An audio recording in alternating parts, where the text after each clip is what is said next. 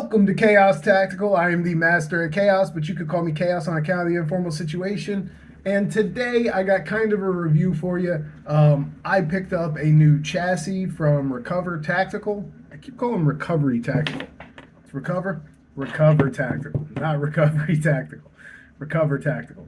So they had a pistol chassis that I believe was at SHOT Show this year, and then immediately I fell in love with it because I wanted the Flux Raider, but anytime I try and buy one, they're not available online. So I pretty much gave up on that, and I was like, well, I don't want to give my money to Flux. I'll give my money to somebody else later on once they come up with it. And here's the answer. I love it. First of all, you can put a Glock right in. I have right here the models that fit perfectly.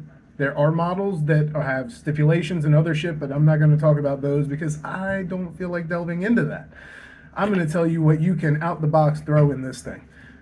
Glock 17, 19, 19X, 24, 25, 26, 31, 32, 34, 45, 47, and my personal favorite, the 49.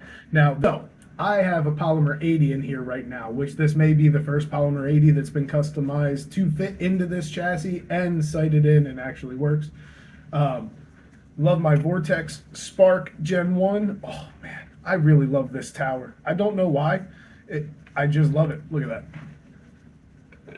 Tell me that is not just perfect. I love it. It's a huge, huge tower, but I really like it. So that's why I chose this one. I do have smaller optics. I have shorter optics. I have micro, like pistol red dot optics I could have put on here. I did not like the way they lined up. And I kind of knew this tower was going to be perfect for this. So I get what they did. They want you to have like your cheek weld and be like real tight, but then they have this thing that goes on here that gives you a cheek weld up here. So why do we have a cheek weld up here if you're intending for me to be down here on this? See this focal plane? See how down I have to get on it? See up here? It just comes to my eye. So that's what I really like about this system is I don't have to have a cheek weld. As you'll see or have seen in the video of me firing it, I don't use a cheek weld. I line the gun up to my eyes from where it's at.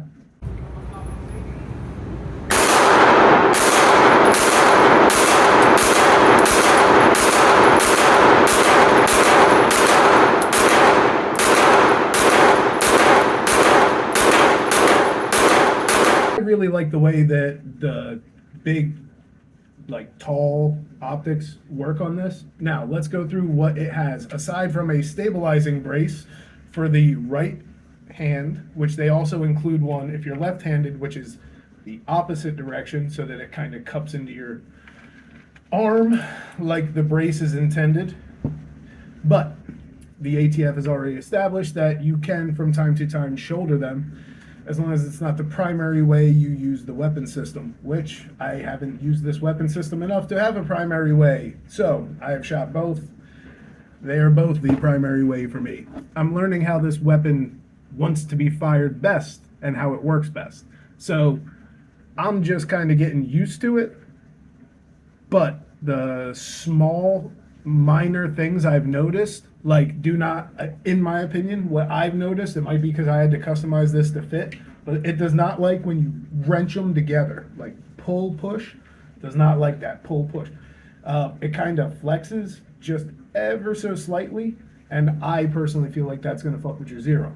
So I am working on getting a Glock 17 lower and a 34 upper. One of the best parts about it is how easy it is to just go, you know, throw a new mag in. But another thing I really liked about this was it's very modular, so you can keep the gun like this, which I thought had like a Judge Dredd vibe, and it does have a gas pedal on both sides, so left or right-handed you'll be able to use the gas pedal. Clicks right off, which in my opinion, the second I put this on, I went, I feel like a leg holster similar to like the VZ61 style like would be awesome for this, and it could click right onto here.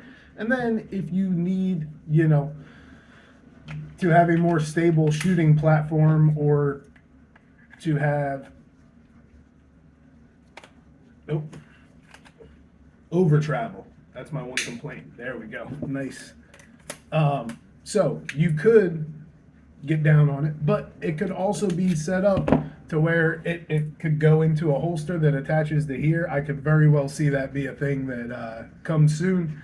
From here, it's pretty easy. So you press one button, boop, and then it just comes out. So I highly modified my pistol.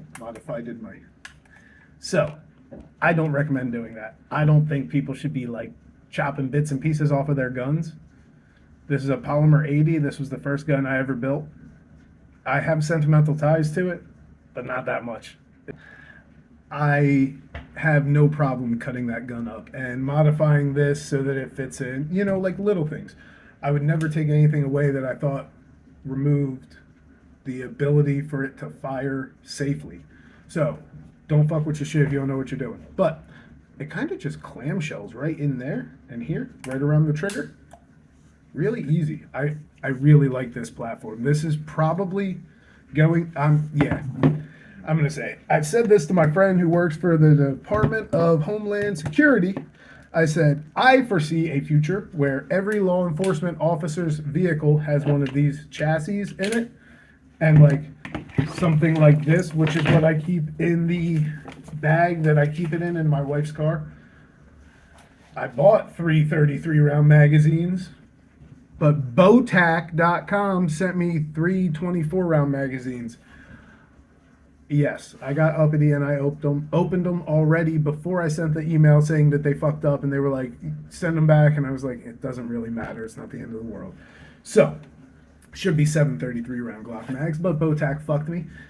So, I got 4 33s and 3 24s, and that's in with the gun in the bag. Now, the cool part about this system is when you're talking Glock 26, 17, 19, you can put 33 round Glock mags in it. And now we have a lot of ammo on us. Now we have 66 rounds of 9mm. Let's do some math. These two equals this.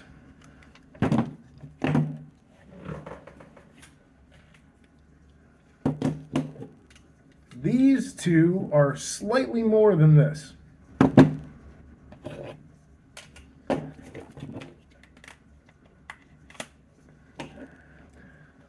$40 rounds, 66. 34 rounds, 66. I'm not saying it's going to be like every Glock should have 33 rounds. No, but like it's nice to have that possibility that, oh shit, something really bad happened. Now I can put on my little chest rig. I have a bunch of Glock mags, and I keep a bunch in these Pitbull tactical holsters. They're great. They're like a little clamshell taco design. They go in, and it is inside the waistband or outside the waistband. I fucking love them.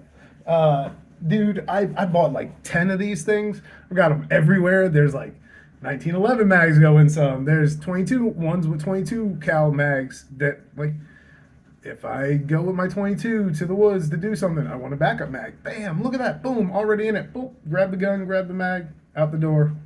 So, I really like this system. I think that this is going to really make a lot of people more comfortable with the Glock chassis concept.